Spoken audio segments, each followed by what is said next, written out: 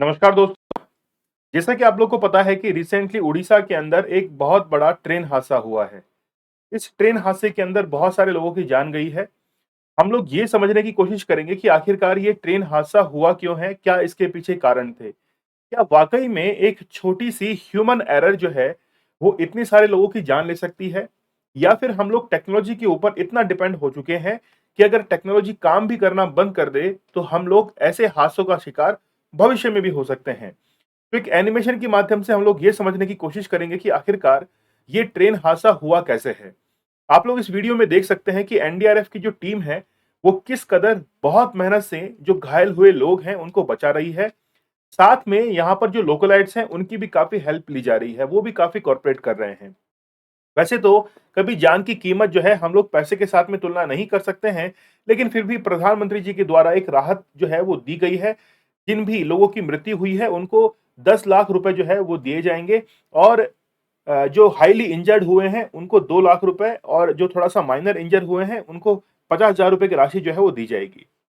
हम लोग इस एनिमेशन में समझते हैं कि आखिरकार ये ट्रेन हादसा हुआ कैसे है? कैसे जो है वो ये घटना हुई है और उसके बाद में इतने लोगों की जान गई है। शाम को 6 बजकर 50 मिनट पर जो कोरोमंडल एक्सप्रेस ट्रेन है, वो पहुँचती है 128 किलोमीटर प्रति घंटे की रफ्तार से बहानगर रेलवे स्टेशन पर और एक मालगाड़ी से टकराती है।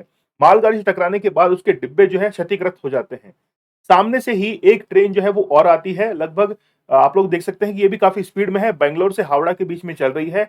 जो पहले से बिखरे हुए डिब्बे हैं, उनसे टकराती है और ये भी ट्रेन जो है वो क्या हो जाती है वहाँ पे जो है कोलिजन इनके बीच में होता है। इसमें लगभग 300 लोगों की जान जो है वो अब तक जा चुकी है और 1000 लोग जो है इसमें घायल हुए हैं। दोनों ही ट्रेनों की गति जो है वो काफ़ी ज़्यादा थी।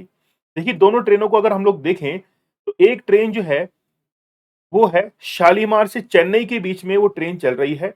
दूसरी ट्रेन जो है वो लगभग इसी के पैरेलल जो कि हावड़ा से बेंगलुरु के बीच में चल रही है। हावड़ा से बेंगलुरु के बीच में जो है वो ट्रेन चल रही है, ठीक है? अब ये जो स्टेशंस हैं, एक तो है आपके पास में बालासोर और दूसरा है भद्रक। इन स्टेशनों के बीच में एक छोटा-सा स्टेशन है जिसका नाम है बहानगा। तो ये जो स्टेशन है, यहाँ पर ये कोलिजन होता है शाम को लगभग 7 बजे के आसपास, ठीक है? अब एक ट्रेन जो है उसकी डायरेक्शन तो ये है और दूसरी ट्रेन की डायरेक्शन ये है। दोनों के अंदर जो है भिड़ंत होती है, अभी हम लोगों ने एनिमेशन के थ्रू इसको समझ लिया है। आखिरकार ये जो है होता क्यों है? इसको भी हम लोग समझने की कोशिश करेंगे, फिर हम लोग देखेंगे कि इसके अंदर एरर क्या है, गलती क्या है? क्या एक छोटा-सा पॉइंट मैन जो है उसकी गलती के कारण इतना बड़ा हादसा हो सकता है? देखिए, जब भी हम लोग रेलवे ट्रैक्स को समझने की कोशिश करते हैं, तो एक तो होता है नॉर्मल ट्रैक और एक होती है लूप लाइन। तो लूप लाइन जो है, वो बेसिकली उन ट्रेन्स के लिए होती है, जो कि प्लेटफ़ॉर्म पर आकर रुकती हैं। यहाँ पर ये प्लेटफ़ॉर्म बना हुआ है दोनों तरफ, ठीक है? जिस भी ट्रेन को रुकना नहीं है, वो बेसिकली क्या करती है, ये जो मेन लाइन है, यहाँ से गुज़रती है। अब कोरोमंडल जो एक्सप्रेस ट्रेन है, वो बेसिकली यहाँ पर मौजूद थी, इस तरफ जो है वो बढ़ रही थी। यहाँ पर ये जो लूप लाइन आप लोग देख रहे हैं, इस पर ऑलरेडी एक मालगाड़ी ट्रेन खड़ी हुई थी। जब तेज रफ्तार से कोरोमंडल एक्सप्रेस ट्रेन यहाँ पर बढ़ती है, तो सिग्नल तो मिलता है, ग्रीन सिग्नल होता है कि आप जो है सीधे यहाँ से पास हो सकते हैं। लेकिन सिग्नल के बावजूद भी ट्रेन का यानी कि जो पटरियों का ट्रैक है, वो चेंज नहीं हो पाता है। चेंज नहीं होने के कारण ये जो कोरोमंडल एक्सप्रेस है, वो यहाँ पर लूप लाइन के अंदर चली जाती है। लूप लाइन लगभग 700 मीटर की होती है, जहाँ पर उन ट्रेनों को खड़ा किया जाता है, जो कि बेसिकली रिज़र्व के अंदर रखी जाती हैं। जैसे किसी को प्लेटफ़ॉर्म पर रुकना है या फिर जो मेन लाइन से गुजरने वाली ट्रेनें हैं, उनको रास्ता देने के लिए यहाँ पर लूप लाइन पर ये जो है मालगाड़ी को खड़ा कर दिया गया था। सिग्नल तो मिला, लेकिन ट्रैक चेंज नहीं हुआ, इसीलिए कोरोमंडल एक्सप्रेस ट्रेन जो है वहाँ पर चली गई। अब इसमें क्या होता है कि दूसरी तरफ से बेंगलुरु हावड़ा जो एक्सप्रेस ट्रेन है, वो इस तरफ से आ रही है।